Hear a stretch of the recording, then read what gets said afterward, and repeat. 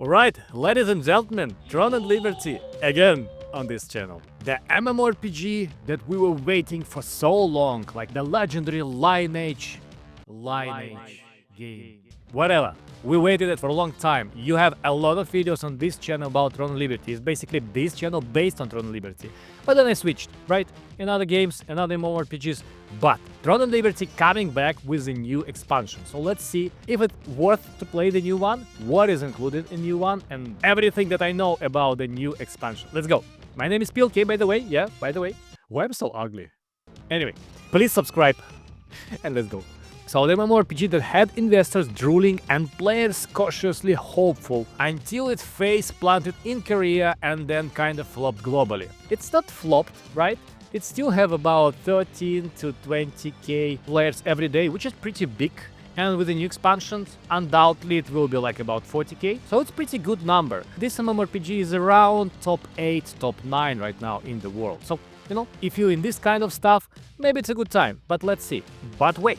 Our dear overlords at Amazon Games, who are responsible for the Western release, have finally decided to sprinkle some hope on this mess. Yeah, they just dropped a new video before the expansion, which will be on 6th of March, with a detailed and the biggest update on Throne and Liberty has seen since launch. So, does this mean that it's good time to come back? Or should we be running in opposite direction? That's what we will figure out today. Let's start with the not tragic, just history of the game. So Throne and Liberty. In case you forgot, there is a Korean version that nobody cares about. Honestly, I'm not negative, it's just people don't play this game in Korea. Investors bailed, players left, and even NCSoft seems to have washed their hands of it, because they just drop it on Amazon for the global version, and that's it.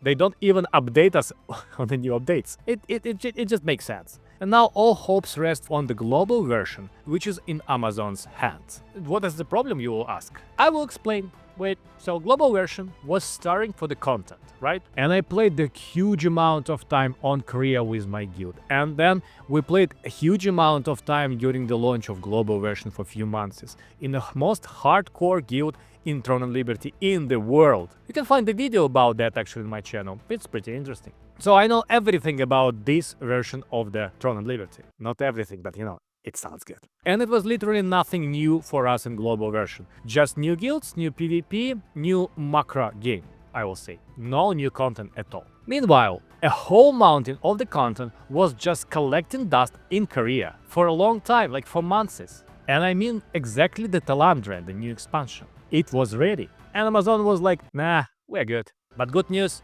they're finally waking up. They just announced a massive content drop coming on March 6th, packed with reward and improved Korean content. Finally. And what does it include? Let's break it down. So, Wilds of Talandre expansion. Amazon Games have been teasing the update for a while, but now we got the full breakdown. Talandre is the third major region in Silesium, and it's almost double the size of the current map. It features 6 unique zones, each packed with a new storyline, new enemies and bosses that finally reveal some long-lost secrets. Like what the hell happened to Clay, one of the main heroes in the main quest. Let's start with the dungeons. So because TL is finally throwing in some serious PvE content, we're getting 3 Abyss dungeons, including the Crimson Mansion, a massive 4-floor Death Trap. There is another one with the 6 floors, but a third one dropping later, promising a mix of challenge and easier farming for gear progression. Speaking of bosses, TL also finally going big. There is a raid bosses. These raid bosses aren't just huge. They come with the crazy mechanics that force actual strategy, not just brain-dead DPS spam like we had before. Nothing bad about that, it's Korean MMORPG, but still, really good to have interesting bosses, right? On top of that, we are getting Tier 2 gear, plus a new mid-tier blue equipment level to help newbies or new players transition from Tier 1 to Tier 2. So basically, overall, the game became much more easier for the new players and just for normal players. Less grind, more bosses, more PvE. Still the same game, still the same problems, but a little bit more content. That was a problem in Tron Liberty, right? That's why a lot of people just ditch the game, because you grind these runes, these fucking runes, and they're still in the game actually, and you don't have new content. Ooh, it became hot because of the expansion. What else is new? Beyond the dungeons, TL is also completely overhauling weapon mastery system. Now instead of a simple leveling system, we are getting a quadrant-based progression with 200 levels and milestones to fine-tune builds. And it looks like we will really have different builds in the game, because before that it was just one meta build for each couple of weapons and that's all. Oh, and artifacts. Artifacts, a brand new system designed to enhance players' builds also, giving more customization options. Meanwhile, Nebula Isle, the game's new 24/7 PvP zone, will also feature a PvE section for farming these artifacts. Finally, some balance between slaughter and farming. We're also getting 5 3-star dungeons, 3 of them right away from the launch. And on top of that, solo dungeons are getting an upgrade, letting players earn tier 2 gear and extra practice before diving into the bigger challenges. So, as I said, more easier, more activities. Good. And if you thought the content train is stopping here, nope. Amazon is rolling out 4 new bosses in March and another 4 in April. So yeah, it looks like TL finally has a content pipeline. And let's talk about more dungeons and more restrictions. A week later, on March 13, we are getting 2 more 3-star dungeons, 2 extra bosses for solo dungeons, and drumroll, finally, Nebula Isle. PvPvE zone. Think of it as a TL version of the battleground, where you can farm artifacts. Sound promising, right? Hold your excitement. There is a catch. Amazon decided that you can only stay in Nebula Island for 5 hours a week. Yeah, really. Because, God forbid, we will have unrestricted fun. Yeah, no, not in any case. You can extend your playtime through some convoluted methods, I don't know them, but seriously, why? Why you limit that? You'll finally get 24/7 PvP zone, and then they slap a playtime cap on it. Classic.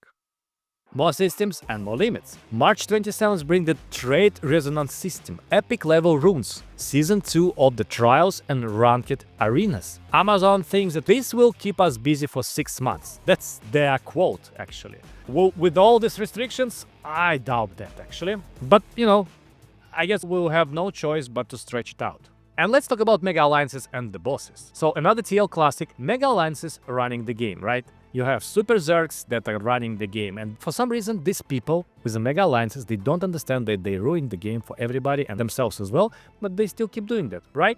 So, developers fixing, restructuring field bosses. Now we get 3 types of the portal. Peaceful, PvE only for chill farming, faction-based PvPvE, where players are randomly split into 2 teams, small-scale PvP fans, and if you have a party before that, the party will stick around in PvPvE zone. So that's good, it's like small-scale PvP. And guild-based, where guilds can fight one-on-one with the teams from 36 to 48 players. I don't know how they picked these numbers. Maybe some Amazon guy was doing logarithmic calculation on a napkin or something, like why 36 to 49, why? But I know that some of the guilds will be really pissed. So, same deal with the ARC bosses. They're adding 2 at the time now to increase the competition or to make it easier. I don't understand actually. Which probably just means the in-game economy is about to go somewhere far. Anyway, that's the decision, right? Now, let's talk about the quality of life or more grind. They are tweaking their weekly missions as well. Now we get 15 missions split between PvE, PvP and lifestyle content. Because cooking in an MMO is peak entertainment, obviously. Don't get me wrong, the game is good, but it has some problems. That's why we dropped the game, right? Completing this gives points for rewards, including 2nd tier gear tokens. Oh yeah, and they merged actually all gear tokens in just 2 types now, tier 1 and tier 2. Small win, I guess. Some actually good changes. They are adding a gear sync system that lets you level up multiple weapons without grinding separate upgrades. And it's huge, it's like months of the grind. Let me explain. So basically you max out one weapon and then you can sync 2 others to the same level. If it sounds familiar, because I don't know if they looked in video or just figured out by themselves, but they did that. Hey, even if they copied that, it's a good mechanic, thank you for that. So you basically can change and swap classes a little bit more easier. And the final thoughts, is this update enough to save TL? It's a hard question. I will say it's a step in the right direction. This is the content that we were waiting for so long. And if they will drop this content like 3 months before, even I think will still play the game if they will get rid of the runes and all this crap grind of the rules. But for some reason, they're dropping this good content and restrict it at the same time. That's questionable. The big question is, will this actually make the game fun or not? So put in the comment below, what do you think, guys? Will you try back the Throne of Liberty, or you still the legendary heroes who are still playing the game? Tell me below in the comments. I honestly think that the game will have a spike of the not the new players, coming back players. For the new players, it's too tough game, right? Players will come back for a week or two, and then it will drop for the same level like we have right now. Or if it's a bad expansion and people will not have fun, it will drop even less, which is sad, because the game, we were waiting for this game for a long time, and the game actually pretty good, but I don't know, Amazon Games, do something. Like, New World is bad. Don't do the same with Throne of Liberty. Anyway, it was PLK. Thank you for your attention. Please subscribe and like the video, or dislike if you really like the Throne of Liberty and you think that I'm doing the hate content, which is not. I love this game. I loved, at least. So anyway, I will see you next one. Bye.